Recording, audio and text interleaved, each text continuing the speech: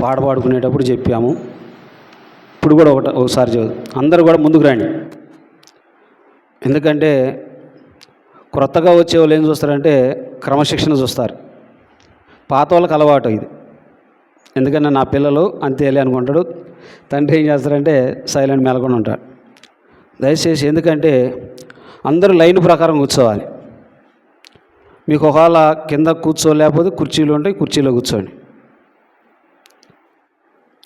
నలుగురుగా. మీ మందిరం కూడా పెద్దది, మంచి విశాలంగా దేవుడు అనుగ్రహిస్తూ వచ్చినాడు. మా మందిరం కూడా పెద్దది, చాలా పెద్దది. లైన్కి నలుగురు కూర్చోండి.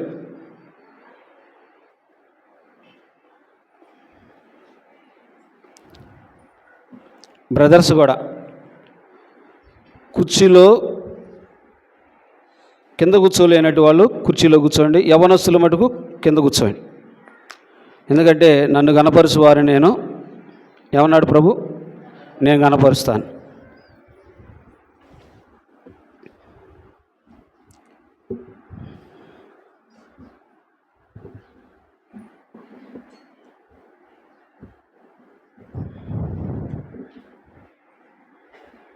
ఎవరి దగ్గరన్నా సెల్ ఫోన్లు ఉంటే సైలెంట్లో పెట్టుకోండి.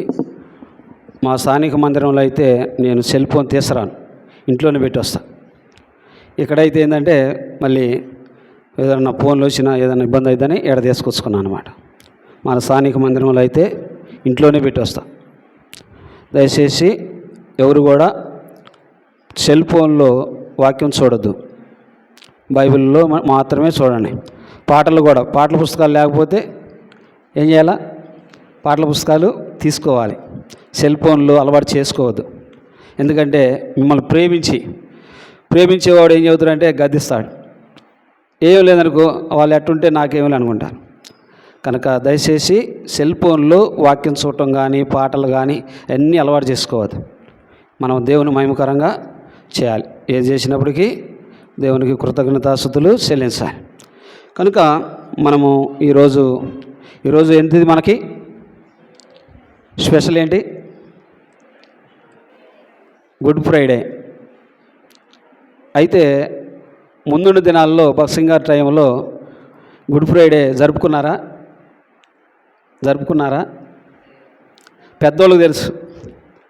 మన సహవాసంలో గుడ్ ఫ్రైడే జరుపుకున్నారా? లేదు.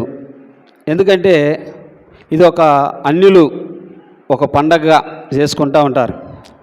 అయితే కొంతమంది ఇలాగా దేవుని యొక్క మందిరంలో మన సహవాసం నుంచి కొంతమంది తప్పిపోయి ఏరే సాటకి వెళ్తూ ఉంటారని రాను ఏం చేశారంటే దీన్ని కూడా పాటించడం నేర్చుకుంటూ వచ్చినారు. ఎందుకంటే గుడ్ ఫ్రైడే అంటే మనం లోకంలో కూడా చూస్తాం. గుడ్ ఫ్రైడే అంటే శుభ శుక్రవారము, మంచి శుక్రవారము. శుక్రవారం ఇంటికి పోతే డబ్బులు ఇస్తారా? డబ్బులు లేరు. ఇంకొకళ్ళు కొంతమంది ఏం చేస్తారంటే వాళ్ళ ఇంటికి పోతే వాళ్ళ ఇంట్లో ఏదైనా తీసుకొచ్చుకుంటే మనకి వాళ్ళ లక్ష్యం అంతా మనకు వస్తుంది అనుకుంటారు, వాళ్ళ అదృష్టం అంతా కూడా మనకు వస్తుంది అనుకుంటారు లోకంలో. కనుక ఈ శుక్రవారం అనేది ప్రభువైన యేసుక్రీస్తు వారు అప్పగింపబడే రోజు, గుడ్ ఫ్రైడే. కనుక యేసుప్రభువు వారు ఆ శిలువ మీద అప్పగింపబడటము, శిలువ మీద మరి ఎంతో అవమానపరచబడటం అనేది మనం అందరూ కూడా తెలుసు. ప్రతి సంవత్సరం కూడా గుడ్ ఫ్రైడేలో వాక్యం వింటానే ఉంటాం. కొత్తగా బోధించేది ఏమీ ఉండదు.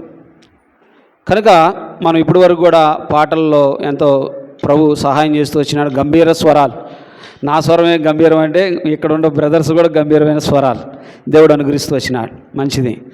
అలానే మనము కొంత దేవుని యొక్క వాక్యమును ఆధారం చేసుకొని దేవుని యొక్క వాక్యంలోనికి వెళ్ళి ప్రభును మనం ఆరాధించడానికి బద్దులమై ఉన్నాం. ఈ దినం చూడలేక ఎంతోమంది గనులు, గొప్పవారు, విద్యావంతులు, పేరు ప్రకాంక్షలు గట్టి వారు ఎంతోమంది ఈ దినం చూడలేక భూగర్భంలో కలిసిపోయినారు. అయోగ్యులము, అపాత్రులము, యోగ్యత నేటి మనని దేవుడు ఏం చేసినాడంటే తన దగ్గరకు తీసుకున్నాడు, తన సన్నిధికి నడిపించినాడు, తనతో పాటు మనను కూడా కూర్చొని పెట్టుకున్నాడు. అందును బట్టి ప్రభువును మనము మహిమపరిచేటి వారముగా ఉందాం. చూడండి, పరిశుద్ధ గ్రంథంలో నుంచి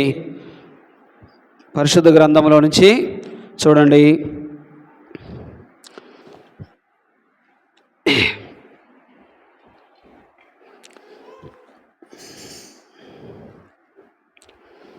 గలతీలకు రాసిన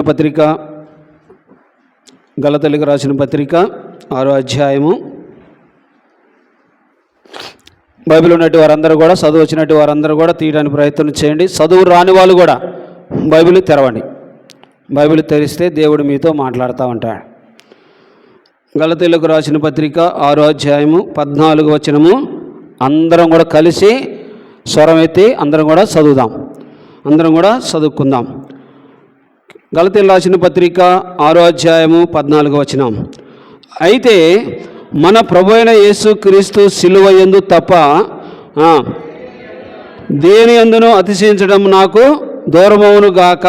దాని వలన నాకు లోకమును నేను శిలువ వేయబడి ఉన్నాము. అదేవిధంగా రెండోది చూస్తే కొలస్సీలకు రాసిన పత్రిక చూడండి.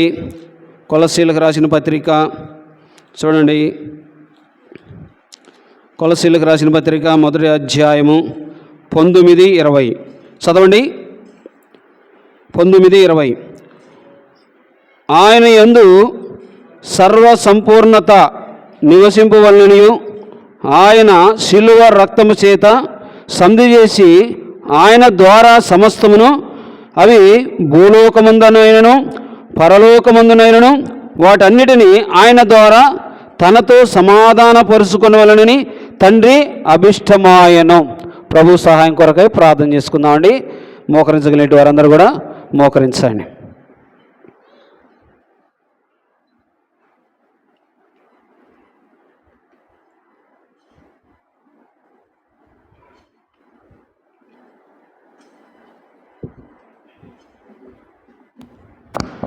మహాపరిశుద్ధ గల తండ్రి, కృపగల దేవానికి స్తోత్రములు, వందనములు చెల్లించుకుంటున్నాం. ప్రభా, సర్వాధికారి, సకల ఆశీర్వాదాలకు కారణభూతుడైన ప్రభు, నిన్న నేడు నిరంతరము ఏకరీతిగా ఉన్న ప్రభా, నీకే వందనములు చెల్లించుకుంటున్నాం.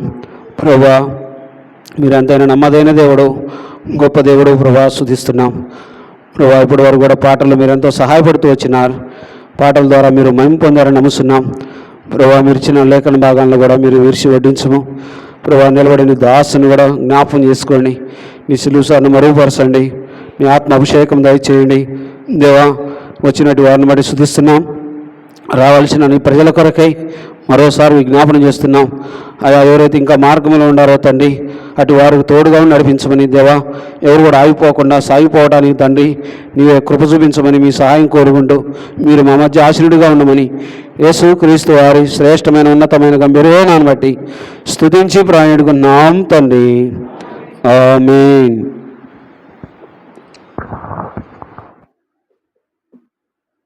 ఇక్కడ మనము 2 భాగాలుగా చూస్తూ వచ్చినాము.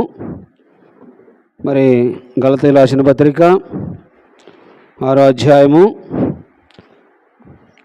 అధ్యాయము కొంచెం సౌండ్ విను, కొంచెం సౌండ్ విను. గలతీలకు రాసిన పత్రిక 6వ అధ్యాయము 14వ వచనం. అయితే మన ప్రభువైన యేసు క్రీస్తు శిలువ యందు తప్ప మరి దేని యందును అతిశయించుట నాకు దూరమవును గాక.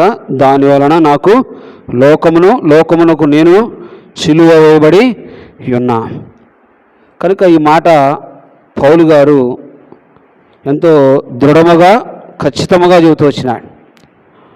ఈ లోకములో రక్షింపబడినట్టు దేవుని ప్రజలైన మనము దేని బట్టి అతిశయించాలంట? ఉద్యోగాన్ని బట్టి, మన స్టేటస్ని బట్టి, మన యొక్క గొప్పతనాన్ని బట్టి మనము అతిశయించటము తగదు. దేని యందు అతిశయించాలంట? శిలువ యందే నా అతిశయం. కనుక పౌలు గారు కూడా శిలువ వైపే చూస్తూ వచ్చినాడు. ఎప్పుడైతే రక్షింపబడుతూ వచ్చినాడో, పరలోకము యొక్క దర్శనం ఎప్పుడైతే ఆ వెలుగు ద్వారా రక్షింపబడుతూ వచ్చినాడో, పౌలు గారు ఆనాటి నుండి చివరి వరకు కూడా ఏం గురి కలిగి ఉన్నాడంటే శిలువ అనే గురి. శిలువ అనేది మనం చూసినట్లయితే బైబిల్లో ఎంతోమంది ఉన్నారు. శిలువ మనకు ఏం చూపిస్తుందంటే ప్రభువైన యేసుక్రీస్తు వారు శిలువ శ్రమలకు గుర్తు. ఈ శిలువ అనేది ఎక్కడికి తీసుకుపోతా ఉందంటే తండ్రి యొక్క కృపాసనం కూర్చోబెట్టడానికి తీసుకుపోతా ఉంది. అందుకని పౌలు గారు అంటున్నాడు ఇక్కడ, లోకమునకు నేనును శిలువ వేయబడి ఉన్నాం. అంటే లోకములో ఉన్న సమస్తమును కూడా నేను విడిచిపెట్టి ఆయన సిలువను మనం ఎత్తుకునేటి వారము ఉన్నాం. అందుకనే పౌలు గారు తన యొక్క యాత్ర తన ప్రయాణం ఎంతగానో సిలువ ఎత్తుకొని కొనసాగిస్తూ వచ్చినాడు. అంతేకాకుండా ఆయన యొక్క సిలువ చూడండి, మనం చదువుకున్న మాటలో ఉంది. కొలసీ రాసిన పత్రిక చూడండి, 1వ అధ్యాయము చూడండి 19-20. ఆయన యందు సంపూర్ణత నివసింపవలనియు ఆయన శిలువ రక్తము చేత సంధి చేసి ఆయన ద్వారా సమస్తమును, అవి భూలోకమందునైనను పరలోకమందునైనను వాటన్నిటినీ ఆయన ద్వారా తనతో సమాధానపరుచుకొనవలెనని తండ్రి అభిష్టమాయను. దేని ద్వారా సమాధానం వచ్చింది? శిలువ ద్వారా. ఈ శిలువ అనేది సమాధానం చూపిస్తూ ఉంది. దేనికి? ఆ తండ్రి అయిన దేవునికి ఈ లోకంలో ఉన్న ప్రజలకు ఏమి లేదంటే సమాధానం లేదు. అందుకని ప్రభువైన యేసుక్రీస్తు వారు ఈ లోకానికి వచ్చి ఈ లోకంలో ఉన్న ప్రజలకు తండ్రికి మధ్యవర్తిగా వచ్చి ఆ శిలువను చూపించి ఆ శిలువ మీద తను చేసిన కార్యము సమాధానం ఇస్తూ వచ్చింది. అయితే ఒకప్పుడు నీకు నాకు మనందరూ కూడా దేవునికి మనకు ఏం లేదంట సమాధానం లేక ఈ లోకంలో అనేకమైన వాటిల్లో మరి దిగజారిపోయి ఈ లోకంలోని యొక్క మూలపాఠంలో చిక్కబడి అనేకమంది వాటికి దాసత్వము చేస్తూ అసమాధానంలో నిన్ను నన్ను జ్ఞాపకం చేసుకున్న దేవుడు ఆయన ప్రభువైన యేసుక్రీస్తు వారు. ఆ శిలువ ద్వారానే నీకు నాకు సమాధానము అనుగ్రహిస్తూ వచ్చినాడు. చూసినట్లయితే ప్రియులారా, ఇక్కడ 20వ వచనం చూడండి, 20వ వచనం చదవండి. శిలువ రక్తము చేత సంధి చేసి ఆయన ద్వారా సమస్తమును,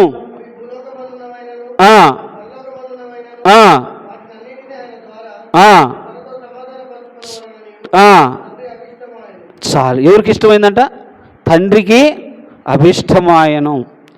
కనుక సమాధానము లోకంలో ఉన్న ప్రజలకు దేవునికి సమాధానం లేని పరిస్థితుల్లో ఉన్నప్పుడు, పాపంలో ఉన్నప్పుడు తన కుమారుడైన ప్రభువైన యేసుక్రీస్తు వారిని లోకానికి పంపిస్తూ వచ్చినాడు. ఆయన యేసుప్రభువు వారు రావడం ద్వారాగా నీకు నాకు ఏమొచ్చిందంట? సమాధానం వచ్చింది. ఈ సమాధానం అనేది ఎక్కడ తీసుకుపోతా ఉంది? పరలోక రాజ్యానికి, తండ్రి కుడిపార్శ్వమును కూర్చోబెట్టుకోవడానికి. అందుకని ప్రభువైన యేసుక్రీస్తు వారు ఒక మాట అంటూ వచ్చినాడు. చూడండి, రెండోది చూడండి, ఎఫెసీయులకు రాసిన పత్రిక చూడండి, 2వ అధ్యాయము 16వ వచనం.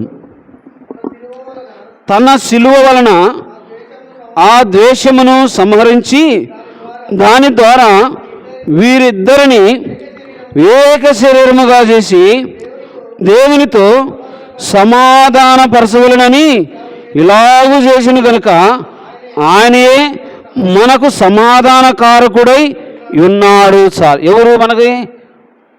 ఇద్దరు వ్యక్తులు ఉన్నారు అనుకోండి. ఇద్దరు వ్యక్తులకి ఏదో గొడవాడుకొని సమాధానం లేక అసమాధానంగా ఉన్నారు. ఇప్పుడు మూడో వ్యక్తి పోయి ఏం చేయాలి? సమాధానం పెట్టాలి. ఈ మూడో వ్యక్తి కూడా పోయి వాళ్ళ మధ్య పుల్లలు పెడితే ఇంకేమైతే ఇంకొకరు మంటలేసిద్ది. అందుకనే సమాధానం పెట్టడానికి కొరకే ఈ లోకంలో చాలా రకరకాలైన ప్రజలు ఉన్నారు. కొంతమంది సమాధానం పెట్టేవాళ్ళు ఉన్నారు, కొంతమంది సమాధానం లేకుండా ఉంటేనే మనకు మంచిది అనుకునే వాళ్ళు ఉన్నారు. అందుకనే ప్రియులారా, ప్రభువైన యేసుక్రీస్తు వారి లోకానికి ఎందుకు వచ్చినాడు? ప్రభువైన యేసుక్రీస్తు వారు శిలువ మీదకి ఎందుకు ఎక్కినాడంటే నీకు నాకు దేవునికి సమాధానపరచడానికి. ఎందుకు సమాధానం లేకపోతే సంతోషం ఉండదు. సమాధానం లేకపోతే పరలోక రాజ్యంలోనికి వెళ్ళలేం. పాపములోనే ఉంటే, అసమాధానమునే ఉంటే, లోక సంబంధమైన వాటిలోనే ఉంటే మోక్ష మార్గానికి మనము వెళ్ళలేం.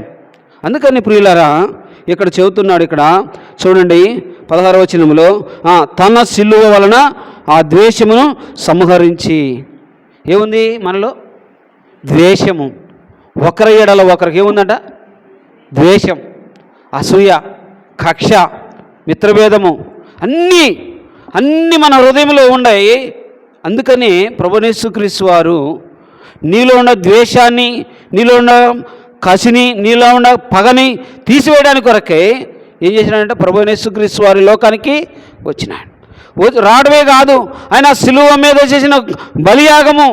అందుకని ఇక్కడ చూడండి ఏమన్నాడంట, తన సిలువ వలన ఆ ద్వేషమును సంహరించి దాని ద్వారా వీరిద్దరిని ఏక శరీరముగా చేసి ఏం చేసినాడ, ఏకము చేస్తూ వచ్చినాడు. ఏకము చేయడానికి ఎంత క్రయధనం చెల్లించాడో తెలుసా? ఇద్దరు వ్యక్తులు అసమాధానంగా ఉంటే మూడో వ్యక్తి వచ్చి వాళ్ళిద్దరిని ఏకం చేయడానికి ఎంతో కష్టపడాలి, ఎంతో ప్రయాసపడాలి. ఒక్కొక్కళ్ళు ఎమ్మటే చెబితే ఎమ్మటే వింటారు, కొంతమంది అయితే వినరు. ఎంతో అట్ట కాదమ్మా ఇట్ట ఎన్నో రోజులు పట్టింది, ఎన్నో నెలలు పట్టింది. అందుకని ప్రభుయేసుక్రీస్తు వారు కూడా నీలో ఉన్న ద్వేషాన్ని, నీలో ఉన్న అసమాధానాన్ని తీర్చివేయడానికి కొరకై దేని ద్వారా వచ్చింది? సిలువ. అందుకని చూడండి, దాని ద్వారా వీరిద్దరిని ఏక శరీరముగా చేసి దేవునితో సమాధానపరచవలనని ఇలాగు చేసిను. ఎవరితో సమాధానం? దేవునితో. మనుషులతో సమాధానం ఉండాలా? దేవునితో సమాధానం ఉండాలి. ఇప్పుడు దేవునితో సమాధానం లేక మనం ఎలా ఉన్నాము ఈ లోకంలో? పాపముతో సహవాసం కలిగి ఉన్నాం. పాపముతో సమాధానం కలిగి ఉన్నాం. దేవునితో సమాధానం లేదు. దేవునితో సమాధానం లేక పాపము చేసి ఆజ్ఞ అతిక్రమించి అసమాధానాన్ని తీసుకొని వచ్చి సమాధానం కోల్పోయిన తర్వాత వారిద్దరిని ఏం చేసినట్టే తండ్రి అయిన దేవుడు బయటికి తోలివేసినాడు. ఎందుకు తోలివేసినాడు? ఆజ్ఞ అతిక్రమిస్తూ వచ్చినాడు. పాపానికి స్థలం ఇచ్చినాడు, పాపములో ప్రవేశిస్తూ వచ్చినారు. అందుకని అసమాధానంగా ఉన్నట్టు వారు ఇద్దరు కలిసి జోడుగా కలిసిపోవడం కుదిరిద్దా? కుదరదు. ఒకళ్ళు పాస్టర్ గారు అమ్మటి ఈయన వాళ్ళు పలుకోపోయినా కూడా వీళ్ళిద్దరిని ఎనికిడి పెట్టుకొని పోతున్నాను అనుకో, పాస్టర్ గారు ఏమంటారు? ఈయన మొఖం ఏనే ఉంటుంది, ఈయన మొఖం ఇటుగానే ఉంటుంది, కలిసి ఉండదు. అందుకని వీళ్ళిద్దరిని కలిసి సమాధానపరచడానికి కొరకే ప్రభుయేసుక్రీస్తు వారు ఆకాశానికి భూమికి మధ్యలో ఏం చేసినట్ట? సిలువ కార్యం, సిలువ మీద బలియాగం చేస్తూ వచ్చినాడు. అందుకని చూడండి, ఆయనయే మనకు సమాధానకారకుడై ఉన్నాడు. ఎవరి వల్ల? ఈ లోకంలో మనుషుల వల్ల సమాధానం రాలా. ఈ లోకంలో అనేకమైన బయటకుందా? బయటకు లేదు కదా, ఓకే.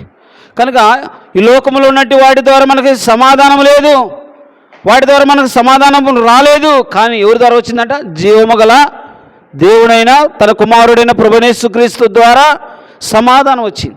ఎలా వచ్చింది? ఆయన కలవరి శిలువ మీద 3 మేకుల మధ్య కార్చిన అమూల్యమైన రక్తము ద్వారా. అందుకని మొదటిగా మనం ఏం చూసినాం? మొదటిది ఏం చూసినాం చెప్పండి? మొదటిది మీకు కూడా రాసుకునే అలవాటు లేదా? మొదటిది ఏం చూసినాము? మొదటిది కొలసీ రాసిన పత్రిక 1:19-20లో ఏం చూసినాము? ఆయన సిలువ నీకు నాకు ఏమిచ్చాడట? సమాధానం ఇచ్చినాడు. దేని ద్వారా? సిలువ ద్వారా. రెండవది ఎఫెసీ రాసిన పత్రిక 2వ అధ్యాయంలో 16వ వచనములో ఏముందంట? 16వ వచనములో ఏముంది? ఆయనయే మనకు సమాధానకారకుడై ఉన్నాడు. ఎవరి వల్ల? ఆయనయే, ఆయన ద్వారానే. సిలువ ఒకటి, ఆయన ద్వారా. ఆయన ఎవరు? ప్రభుయేసుక్రీస్తు వారు.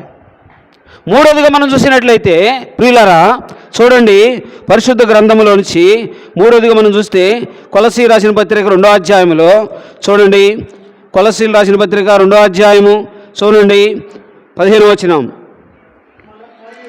మరియు అపరాధముల వలనను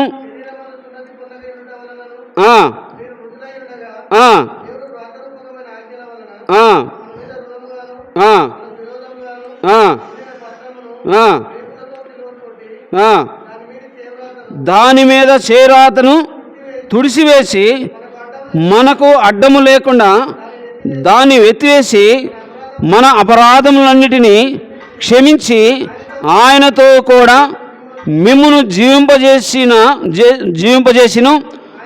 ఆయన ప్రధానులను అధికారులను నిరాయుధులుగాను చేసి శిలువ చేత జయోత్సవముతో వారిని బట్టి తెచ్చి బాహాటముగా వేడుకకు కనపరిచెను చాలు.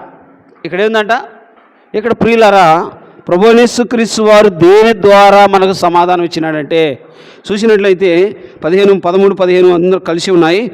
మరియు అపరాధము వలన శరీరమందు సున్నతి పొందక ఇండుటి వలన మీరు మృతులై ఉండగా దేవుడు రోతపూర్వకమైన ఆజ్ఞ వలన మ్రాను మీద రుణముగాను మనకు విరోధముగాను నుండి పత్రమును మేగులతో సిలువకు కొట్టి దాని మీద చేరాతను తుడిసివేసి. దేని చేత? ఒక మరక పోవాలంటే దేని చేత తుడిచేస్తాం? ఇప్పుడు ఈ గోడల మీద పెన్సిల్ పెట్టి గీసి అనుకోండి, పెన్సిల్ గీత పోవాలంటే అన్నిటితో పోయిద్దా? దేని ద్వారా పోయింది? ఒక లబ్బర్ ద్వారా పోతా ఉండేది. అది ఇంకొకటి పెట్టినా కూడా దేని ద్వారా కూడా పోదు. కనుక మన మీద ఉన్న రుణపత్రము, మన మీద ఉండే యొక్క పాపపత్రము, మన మీద ఉండే యొక్క అపరాధముని యొక్క అపరాధముని యొక్క పాపముని యొక్క పత్రము దేని ద్వారా పోవాలి? అనేకమైన ఉన్నాయి రక్తాలు, అనేకమైన యొక్క రక్తాల ద్వారా మన అపరాధమును పాపములు ఏమాత్రం కూడా తీసివేయబడవని, వాటి ద్వారా మన పాపములు ఎంత కడిగినా కూడా మరకుంటానే ఉంటుంది. కానీ ఆ మరక పోవాలంటే ఏం కావాలా? ప్రభువైన యేసుక్రీస్తు వారి యొక్క రక్తమే ఆ మరకను తీసివేసి. అందుకని ప్రభువైన యేసుక్రీస్తు వారు ఏం చేసినాడంట? చూడండి, దేవుడు రోతపూర్వకమైన ఆజ్ఞ వలన మన మీద రుణముగాను మనకు విరోధముగాను నేను. మన మీద ఏముందంట? రుణం. మనం ఎవరికి రుణపడి ఉన్నాము? సాతానికి రుణస్థులుగా ఉన్నాం. ఈ రుణం నుండి, రుణం అంటే ఏంది? రుణం అంటే ఒకళ్ళ కాడ ఒక 10,000 బాకీ తీసుకున్నాం అనుకో, వారికి మనం రుణపడి ఉంటాం, రుణం చెల్లాలి. ఒక అప్పు తీసుకున్నాం, లేకపోతేనేమో ఇతరులు మనకి ఏదన్నా ఒక గొప్ప మేలు చేశాడు అనుకోండి, అక్క నా జీవితంలో నీకు రుణపడి ఉంటాను అక్క అంటావా? ఎందుకు? మేలు చేశారు కాబట్టి, ఒక ఆపద నుండి, ఒక ఇబ్బంది నుండి, ఒక శోధన నుండి తప్పించారు కనుక అన్న నీకు రుణపడి ఉంటానన్నా అంటాం. 2 చేతులు జోడించి నమస్కారం చేస్తాం. అలానే మన మీద ఉండే యొక్క రుణపత్రము ఏ రుణం అంట? పాపం అనే రుణపత్రం. పాపానికి దాసులుగా ఉన్నట్టు నిన్ను నన్ను ఆ పాపము నుండి విడిపించడానికి కొరకై ఆజ్ఞపూర్వకంగా రాసింది. ఏ ఆజ్ఞది? ధర్మశాస్త్రం. అందుకని చూడండి, దేవుడు రోతపూర్వకమైన ఆజ్ఞ వలన మన మీద రుణముగాను మనకు విరోధముగా ఉండిన, మనకు విరోధముగా ఉండింది. మనకు విరోధంగా ఏముంది? పాపం. మనకు విరోధంగా ఉండేది ఏంటంటే పాపం. ఆ పాపం వల్ల వచ్చే జీతము మరణము, అగ్నిగుండం, పాతాళగుండం. దానిలోనికి దిగజారిపోయేటి వారం, జారుడు బండ వలె ఉన్నాం. అయితే ప్రభువైన యేసుక్రీస్తు వారు నిన్ను నన్ను జ్ఞాపకం చేసుకొని నీ యొక్క రుణపత్రాన్ని, నా రుణపత్రాన్ని కూడా ఏం చేసినట్ట? రాతపూర్వకమైనది. చూడండి, మేగులతో సిలువకు కొట్టి దాని మీద శేరాతను తుడిసివేసి ఆయనకు అడ్డము లేకుండా దానిని ఎత్తివేసి మన అపరాధములన్నిటినీ క్షమించినాడు. ఎవరు క్షమించినాడండి? ఎవరు? యేసుప్రభువారు. యేసుప్రభువారు మన అపరాధాలన్నీ కూడా క్షమించినాడు. మన దోషాలు, మన అపరాధాలు ఎలా ఉన్నాయంట? తలకు మించిపోయినాయి. మన దోషాలు ఎక్కడ దాకా ఉన్నాయంట? మన దోషాలు దావీదు మహారాజు అంటూ వచ్చినాడు. ఏమన్నాడు? మన దోషాలు ఆకాశమునకు అంటుకొని ఉన్నాయంట. మన పాపాలు తలకు మించిపోయినాయి. వాటన్నిటి నుండి కూడా నిన్ను నన్ను విడిపించడానికి కొరకే ఆ సిలువ వైపు, ఆ సిలువ మీద కార్చిన రక్తము ద్వారానే నీకు నాకు విడుదల. అందుకని చూడండి, ఏం చేసినాడు? ప్రభువైన యేసుక్రీస్తు వారు నిన్ను నన్ను క్షమిస్తూ వచ్చినాడు. ఆయన ఇచ్చిన క్షమాపణ ద్వారానే, ఆయన కార్చిన రక్తం ద్వారానే నీకు నాకు విమోచన కలుగుతూ వచ్చింది.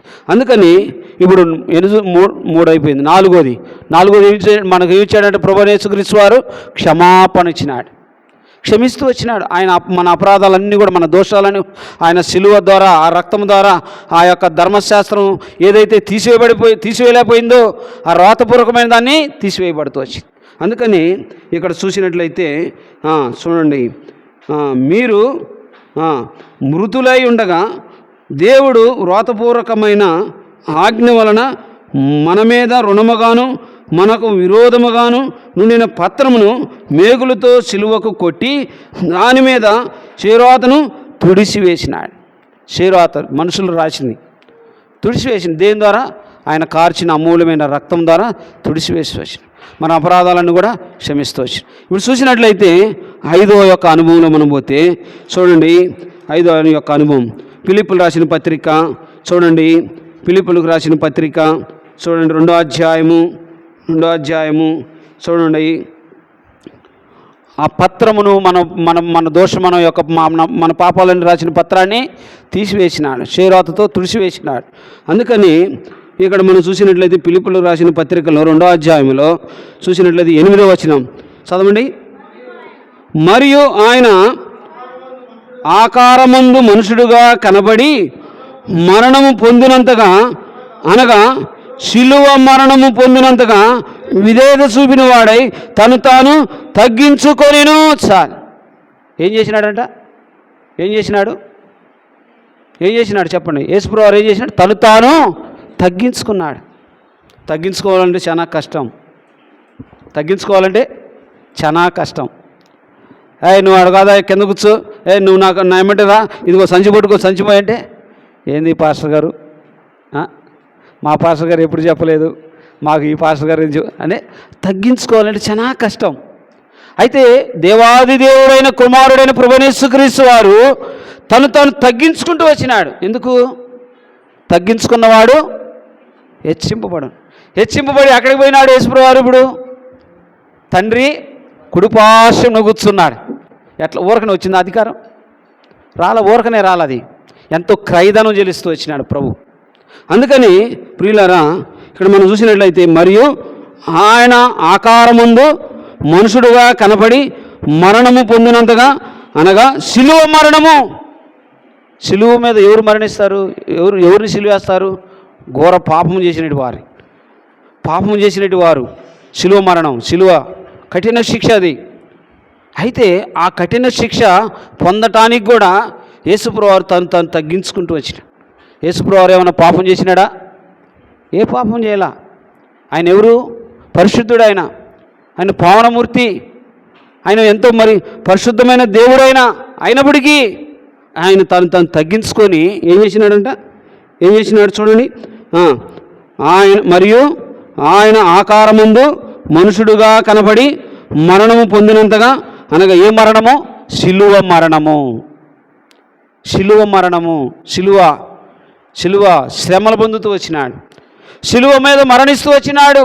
శిలువ మరణము ద్వారానే నీకు నాకు ఏమొచ్చిందంట? విమోచన, విడుదల. దేని ద్వారా వచ్చింది? శిలువ మరణము ద్వారా నిన్ను నన్ను సమీపస్తులుగా చేసుకుంటూ వచ్చినాడు. అందుకని చూడండి శిలువ అక్కడ చూడండి, అనగా శిలువ మరణము పొందినంతగా విధేయత చూపిన వాడై తను తాను తగ్గించుకొనెను. ఏం చేసినాడు?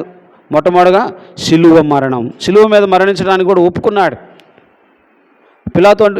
పిలాతు భార్య అంటూ వచ్చింది, ఇతడులో ఏ పాపము లేదు, ఈ నీతిమంతుడు జోలి నువ్వు వెళ్ళమాకు.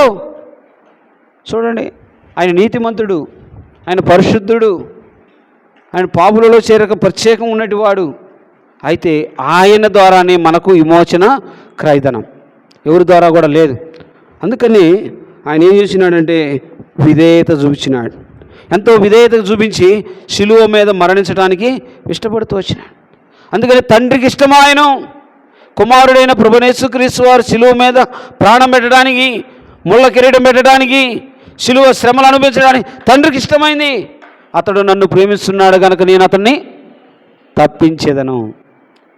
తండ్రిని కుమారుడు ప్రేమించినాడు, కుమారుడు తండ్రిని ప్రేమించినాడు కనుకనే తండ్రి ఏం చేసినాడు? మరణం నుండి, సమాధి నుండి తప్పించినాడు.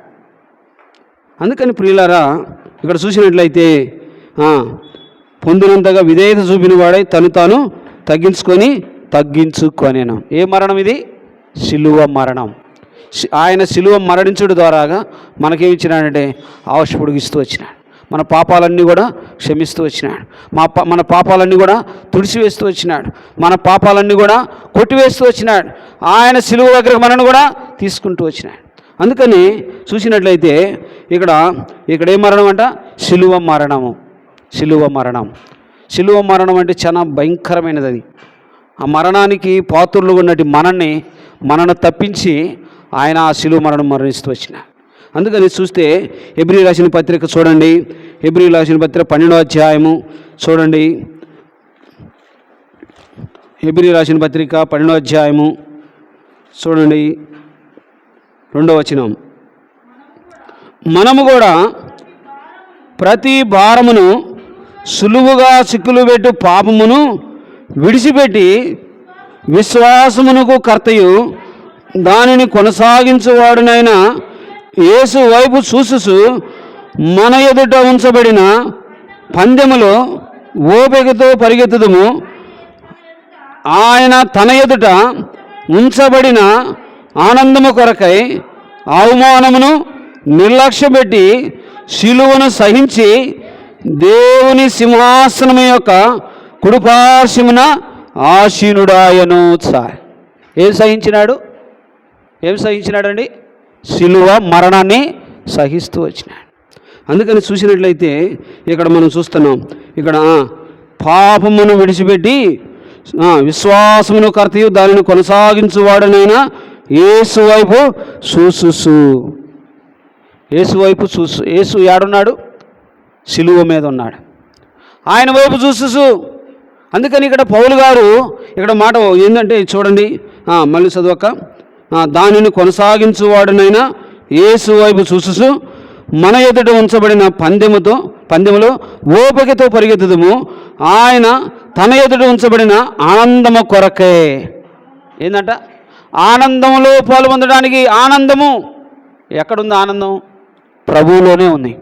అందుకని ఇక్కడ పౌలు గారు కూడా ఏం గురి కలిగి ఉన్నాడంటే సిలువ అనే గురి. నిన్ను ఆనందింపజేయడానికి కొరకే, నిన్ను సంతోషముగా ఉండడానికి కొరకే నిన్ను ఆయన ఆ సిలువ మీద మరణించి ఆయన కార్చిన అమూల్యమైన రక్తము చేత నేను ఆ పాపములు దోషములన్నింటిని కూడా తుడిచివేసి కొట్టివేసి నిన్నేం చేసినాడంట? చూడండి, నిర్లక్ష్య పెట్టి సిలువను సహించి దేవుని సింహాసనం యొక్క కుడిపార్శ్వమున ఆసీనుడైన. సిలువను సహించి యేసుప్రభువారు సహించాడా లేదా? సహించినాడు. ఒక్క మాట అన్న మాట్లాడా యేసుప్రభువారు సిలువ మీద? ఒక్క మాట కూడా మారు మాట పలకల. మౌనంగా ఉంటూ వచ్చినాడు. సహిస్తూ వచ్చినాడు.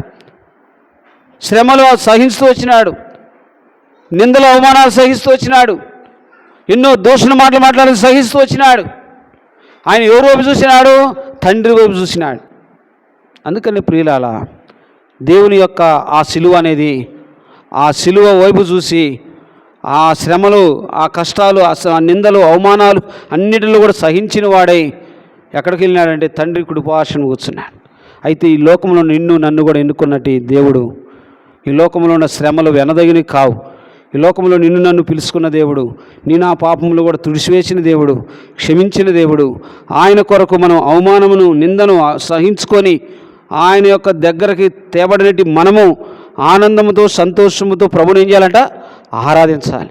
ప్రభువా, నా జీవితంలో నేను నిత్య నరకానికి ఆ పాపమునకు దాసుడుగా ఉన్నప్పుడు నిత్య నరకానికి పాత్రగా ఉన్నట్టు నన్ను ప్రభువా నీవు సమీపముగా వచ్చి నన్ను జ్ఞాపం చేసుకొని నా పాపముల కొరకు నీవు ఆ సిలువను సహించి సిలువ మరణం పొంది సిలువ మీద మీరు అమూల్యమైన రక్తం గార్చి నా పాపమంతా కూడా తుడిచివేసినావు. అందుని బట్టి ప్రభా నా హృదయపూర్వకమైన స్తుతి ఆరాధిస్తున్నాం ప్రభా అని హృదయమార ప్రభుని మనం ఆరాధించాలి. అందుకని చివరిగా ఒక మాట చూసుకొని మనం ఆరాధనలోనికి వెళ్దాం. చూడండి, యోహాను సువార్త చూడండి. యోహాను సువార్త 19వ అధ్యాయము. యోహాను సువార్త 19వ అధ్యాయము చూడండి. యోహాను సువార్త 19వ అధ్యాయము చూడండి 17వ వచనం. వారు యేసును తీసుకొని పోయిరి. ఆయన తన సిలువ మోసుకొని కపాల స్థలమునకు చోటికి వెళ్ళెను. హెబ్రీ భాషలో దానికి గోల్గోతా అని పేరు. చదువు. అక్కడ ఈ వైపున ఒకరిని ఆ వైపున ఒకరిని మధ్యను యేసును ఉంచి ఆయనతో కూడా ఇద్దరిని సిలువ వేసి చాలు. యేసుప్రభువుని ఎక్కడ తీసుకుపోయారట? యేసుప్రభువుని సిలువ వేసుకుంటూ మోసుకుంటూ కొరడతో కొట్టుకుంటూ ఎంతో అవమానపరుస్తూ ఎక్కడ తీసుకుపోయారట? ఎక్కడికి? ఎక్కడ తీసుకుపోయినారండి? వారు యేసుని తీసుకొని పోయిరే. ఎక్కడికి? ఒక పట్టణంలోకి, ఒక అపార్ట్మెంట్లోకి తీసుకుపోయారా? ఎక్కడ తీసుకుపోయారు? ఊరి ఎలబడకు తీసుకుపోయినారు. గొల్గొతా అనే ఒక కొండ పర్వతానికి తీసుకెళ్ళినారు. ఎట్లా? ఏదైనా కారు ఎక్కించుకొని తీసుకుపోయారా? ఎట్లా తీసుకుపోయారు? సిలువను మోసుకుంటూ కొరడాతో కొడతా ఉంటే ఎంతో భయంకరమైన ఆయన శరీరం అంతా కూడా నాగడ స్థాల వల్ల దున్నబడుతూ వచ్చింది. ఆయన రక్తం అంతా కూడా దారలు గారుతూ వచ్చింది. అయినప్పటికీ ఒక్క మాట ఆయన మాట్లాడా? యేసుప్రభువు మాట్లాడాల. మౌనంగా ఉంటూ వచ్చి, అంటే మౌనంగా ఉండి సహించుకుంటూ వచ్చినాడు, ఓర్చుకుంటూ వచ్చినాడు. అందుకని ఆయన చూడండి, చూసినట్లయితే ఇక్కడ వారు యేసును తీసుకొని పోయి ఆయన తన సిలువను మోసుకొని కపాల స్థలము చోటికి వెళ్ళిను. హెబ్రీ భాషలో దానికి గొల్గొతా అని పేరు. అక్కడ ఈ వైపున అక్కడ ఎవరున్నారంట? ఇద్దరు దొంగల్ని సిలువేస్తూ వచ్చినారు. ఇద్దరు దొంగలు, అటు ఒకడు ఇటు ఒకడు ఉన్నాడు. మధ్యలో యేసుప్రభువుని సిలువేస్తూ వచ్చినారు. చూడండి, ఆ సిలువ అంటే మనం అనుకుంటాం ఆ సిలువ మీద ఏముందిలే అనుకుంటాం. మనం ఒక కాలుకి పోతా ఒక రాయి గుచ్చుకుంటేనే, లేదా ఒక ముళ్ళు గుచ్చుకుంటేనే మనం ఓర్చుకోలేం. కానీ యేసుప్రభువు వారికి కొరడతో కొడతా ఉంటే ఈపంతా కూడా, శరీరం అంతా కూడా నాగడి సలవలే దున్నపడతా వచ్చింది. ఆ రోమా ప్రభుత్వం యొక్క కొరడాతో కొడతా ఉంటే ముద్దలుగా ఊడొస్తూ ఉంది. ఎంతో శ్రమలు అనుభవిస్తూ వచ్చినాడు, ఎంతో కన్నీరు గారుస్తూ వచ్చినాడు, ఎంతో ఓర్చుకుంటూ వచ్చినాడు, ఎంతో మౌనంగా ఉంటూ వచ్చినాడు. ఎవరుంటారండి? ఒక్క మాట నేనంటే మీరు ఊరుకుంటారా? ఊరుకోలు. ఎందుకు? నువ్వు నన్ను ఎందుకు అంటావు.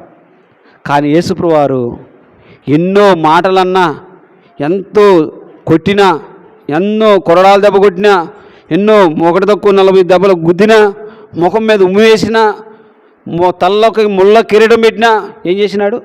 సహించుకుంటూ వచ్చిన, తను తాను తగ్గించుకుంటూ వచ్చిన, సిలువ మరణం పొందుతూ వచ్చినాడు. ఆయన ఏమైనా పాపం ఉందా?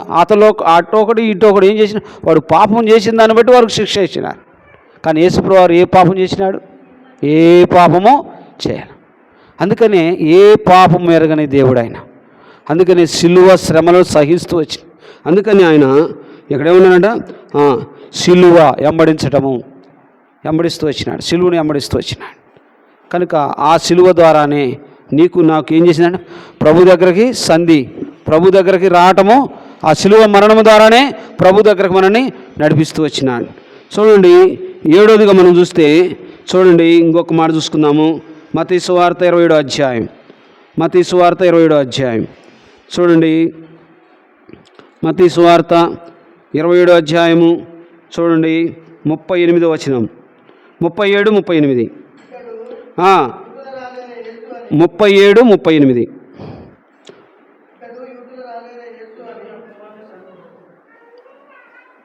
38. మత్తయి సువార్త 27, 38. చదవండి.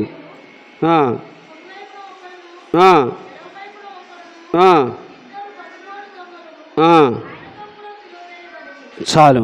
ఎవరంట? ఎలాంటి వాళ్ళంటే వీళ్ళు బందిపోడు దొంగలు. కానీ మధ్యలో ఎవరున్నారు? యేసుప్రభువు వారు సిలువేసినారు. అంటే బందిపోడు దొంగలు ఎంతో దొంగతనములు, ఎంతో భయంకరమైన పరిస్థితులు చేసినట్టు వారికి సిలువ మరణం. కానీ యేసుప్రభువు వారు ఏ పాపం చేసినాడు? ఆయన ఏ పాపము చేయాలి.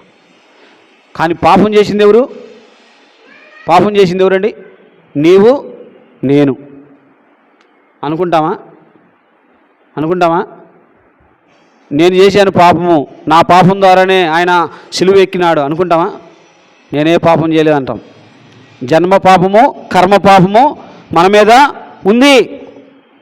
ఆ జన్మ పాపము, కర్మ పాపము, ఈ లోకంలో భూమి మీద మనం పుట్టిన కారణం చేసిన పాపాలన్నిటి కొరకు చూస్తే ఎంతో భయంకరమైన శిక్ష విధించాలి మనల్ని.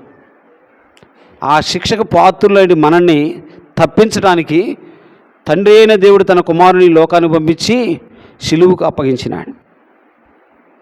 చూడండి, ఆయన నీతిమంతుడైన దేవుడై ఉండి నీ కొరకు నా కొరకు ఆ శ్రమలు అనుభవించడానికి తను ఎంతగా తగ్గించుకున్నాడంటే, మనం ఏంటంటే వాక్యం చెప్పుకుంటూ పోతాం కానీ, వాక్యం వినుకుంటూ పోతాం కానీ, ఆ శ్రమ మనం వస్తే మందిరానికి వస్తామా? ఆ శ్రమ, ఆ నిందలు మన మీదకి వస్తే మందిరానికి వస్తామా? రాలేము. ఎందుకంటే మనం ఏ పాపం చెప్పినప్పటికీ, ఏ తప్పు చెప్పినప్పటికీ మనం ఒక్క మాట అంటే మనము ఓర్చుకోలేం, సహించుకోలేం. కానీ ఆయనలో ఏ పాపము లేదు. అయినప్పటికీ ఏం చేసినారంట? గోల్కొతా కొండ మీదకి ఊరు ఎల్లప్పుడు తీసిపోయి సిలువ వేస్తూ వచ్చిన. ఆ సిలువ మరణం ద్వారానే నీకు నాకు ఏమొచ్చిందంటే పాప క్షమాపణ వచ్చింది. అందుని బట్టి ప్రభుని మనం ఆరాధించాలి. అందుకని ఈనాడు ఎంతోమంది ప్రభుని ఆరాధిస్తూ ఎంతోమంది గుండెలు పగిలిపోయే ఆరాధన. ఎలాంటి రోజు ఆదివారం చేసింది కాదు. ఇప్పుడు హృదయాంతరంలో నుండి నేను మరి ప్రభుని ఆరాధించాలి. ప్రభువా, పాపం చేసింది నేను, అపరాధిని నేను, దోషములు చేసింది నేను, శిక్షకు పాత్రుడుగా ఉన్నట్టు నన్ను ప్రభువా నువ్వు నన్ను ప్రేమించి నన్ను తప్పించి ఆ శిలువ మరణము నేను పొందాలి, ఆ శిలువ మరణము నాకు విధించాలి, ఆ ముళ్ళ కిరీటము నాకు పెట్టాల్సింది ప్రభువా నీవు పెట్టుకించుకున్నావు. అయ్యా, నేను చేసిన పాపమును బట్టి, నేను చేసిన ఆలోచనలను బట్టి, నేను మాట్లాడిన దాన్ని బట్టి, నేను నడిచిన నడతలను బట్టి ప్రభువా నా కాలంలో మేకులు కొట్టాల్సినట్టు ఈ స్థితిలో ప్రభువా నీవు నాకు బదులు ఆ శిలువ మీద మేకులు కొట్టబడుతూ వచ్చినాయి. చూడండి ఎంత భయంకరమైన శిక్ష అంటే అది ఎవ్వరు కూడా ఓర్చుకోలేరు. అయితే నీ నిమిత్తం నా నిమిత్తము ఆయన ప్రభు మన కొరకు ఆయన శిలువ ఎక్కి ఆ 3 మేకుల మధ్య వేలాడబడి నీ కొరకు నా కొరకు ఆ పరిశుద్ధమైన రక్తము గార్చి నన్ను సమాధానపరుచుకోవడానికి కొరకే, నన్ను ఆయన పరిశుద్ధ స్థలంలోకి తీసుకురావడానికి కొరకే, ఆయన పాదాల దగ్గర కూర్చోబెట్టుకోవడానికి కొరకే ఆయనకి ఇష్టమయ్యి నీ కొరకు నా కొరకు ప్రాణం పెడుతూ వచ్చినాడు. ప్రభు చేసిన మేలులు, ప్రభు చేసిన క్రయదానాన్ని బట్టి ప్రభువు మనం ఏం చేయాలంట? హృదయపూర్వకమైన స్తుతి ఆరాధించ.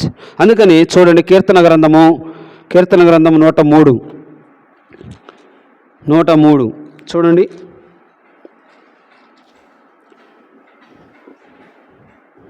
రెండవ వచనం, నా ప్రాణమా యెహోవాను సన్నిధించుము, ఆయన చేసిన ఉపకారములలో దేనిని మరువకము. ఇవాళ నువ్వు ఆరాధన చేయలేక మెలకుండా ఉండవంటే ఎంత దౌర్భాగ్యులు మనం. ఎందుకంటే ఆయన చేసిన మేలులు ఎన్ని చేశాడు. ఈ పోయిన సంవత్సరం నుండి ఈ సంవత్సరం వరకు కూడా, పోయిన గుడ్ ఫ్రైడే నుండి ఇప్పుడు ఈ గుడ్ ఫ్రైడే వరకు కూడా ఎంత మేలు చేస్తూ వచ్చినాడు. ఎన్నో రోజులు ఎన్నోసార్లు మనం తప్పిపోయినప్పటికీ ఆయన క్షమిస్తానే వచ్చినాడు. ఆయన నువ్వు ఎన్నోసార్లు జారిపోయినప్పటికీ ఆయన చేపట్టుకొని నిన్ను నడిపిస్తానే ఉన్నాడు. నడిపించిన దేవుని మనం ఏం చేయాలంటే హృదయమారా ప్రభువును మనం ఆరాధించాలి. ఆ రీతిగా ప్రభువు తన వాక్యమును దీవించునుగాక. మనం లేచి నిలబడి ఒక పాట పాడుకొని ఆరాధనలోనికి వెళ్దాం. రండి.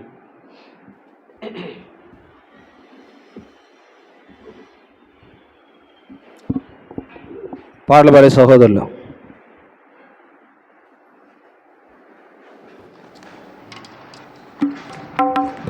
మనం లేచి నిలబడదాము.